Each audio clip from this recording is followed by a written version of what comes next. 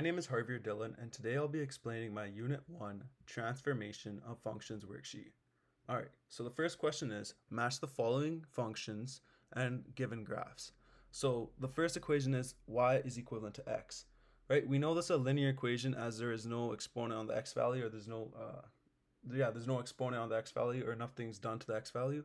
And if we were to look in the graphs, we know that the y has to be equivalent to the x. Right, so if I look at the options in the graphs, the only graph where y is always equivalent to x is number 1. As if y is equal to 1, x must be equal to 1. Right, that happens in that graph. And if y is equal to 2, x must also be equal to 2. And that only happens in graph number 1. All right, moving on to the next function, which is y is equal to x squared.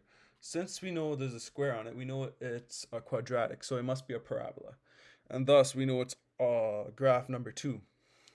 In addition, another way to look at this is to substitute values in for the x values, right? And see what the equivalent y value is.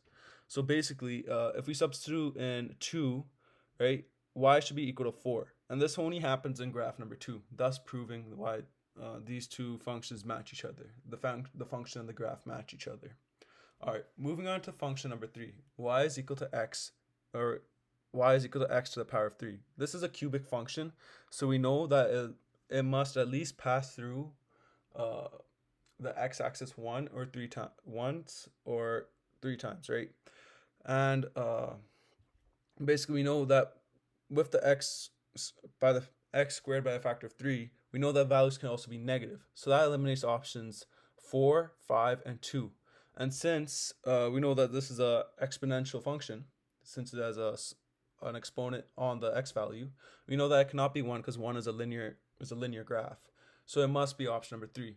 Another way to look at this is if we once again use a substitution method, where we substitute values of x into the equation, and we see what we get for y, and we see if it matches up with the graph.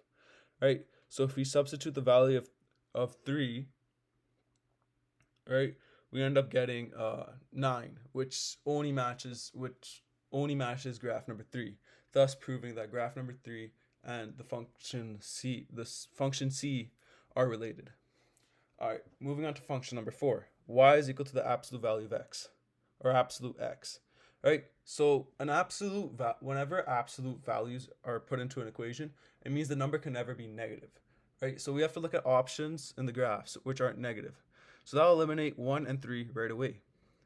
In addition, once we've this is a linear function because it's y equal to x without the absolute function, without the absolute signs beside it. Thus, the graph cannot be negative, and it also must be linear, right? And the only option that matches up to that is graph number 4. All right, on to the final final function, right? Which is y equals to the square root of x, right? So y equals to the square root of x. So we know whenever a function is a square root function, we know that the domain must start at 0.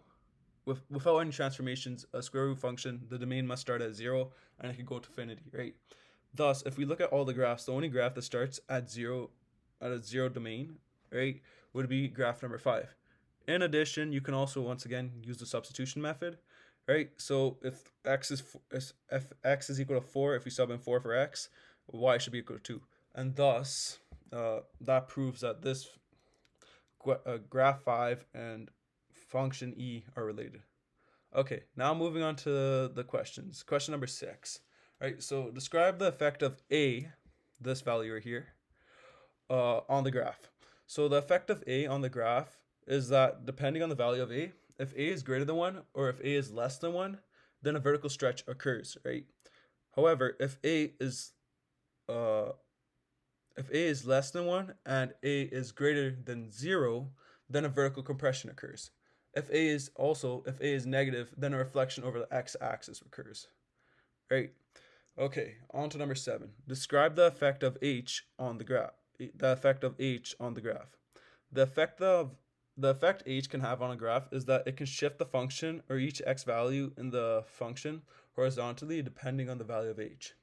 So if h is negative before being subbed into the equation, the function will translate left. Right? If h is positive before being subbed into the equation, the function will translate right. All right, describe the effect of k on the graph. So the effect of k on the graph is that it can shift the graph slash function of each value of each it can shift the graph slash function or each y value in the graph slash function vertically depending on the value of k. All right, now we have to identify the parent function names and describe the transformations for each function. So the first function we're given is gx is equivalent to 3 bracket x minus 1 squared minus 6. Right, so the first thing we gotta find out is what is the parent function. Right, in this case, since the exponent is 2, right here, the exponent is 2, we know that's a quadratic function.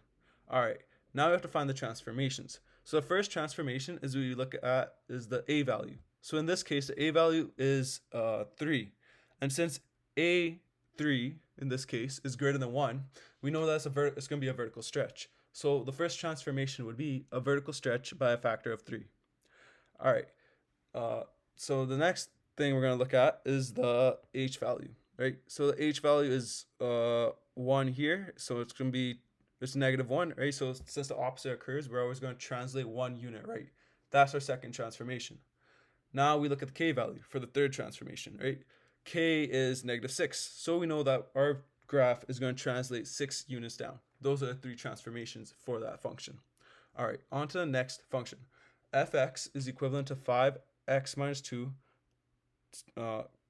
cubed minus 11. So the parent function, first we have to look at the parent function. In this case, the parent function would be a cubic function since the function is exponent by the power of 3, right? You see the exponent of here with the value of 3. We know that's a cubic function. All right, now on to the transformations. All right, once again, we look at the a value first. Since 5 is greater than 1, we know a vertical stretch is occurring. All right, in this case, a vertical stretch by a factor of 5 would be occurring. All right, the next thing we look at is the h value.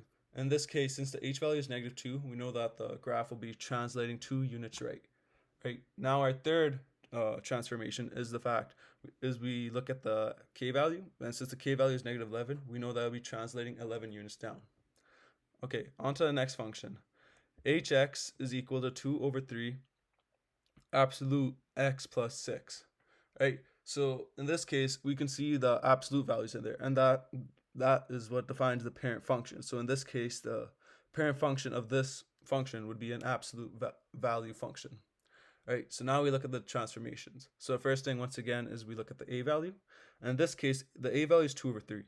Since the a value is less than 1, we know that a vertical compression occurs. So the first transformation is a vertical compression by a factor of 2 over 3. Right, now we look at the h value. So the h value is plus 6. So this is why we know that this graph is going to be translated 6 units left. And since there is no k value, there is no transformation. Thus, there is only 2 transformations for this function. Okay, finally onto the last function. So we have fx is equal to x plus 6. Right, so we have to look at the parent function. In this case, the parent function would be a linear function because there's only an x value, right? There's no exponent, there's no absolute, there's no square root, so we know it's a linear function. Right, now we look at the transformation. In this case, since there's no a value, right, there's no transformation for that. And since there's no k value, there's no transformation for that. There's only going to be one transformation, and this is the h value. So since the h value is equal to positive 6, right, we know that's going to be translated 6 units to the left. All right, thank you for listening to my explanation. Have a good day.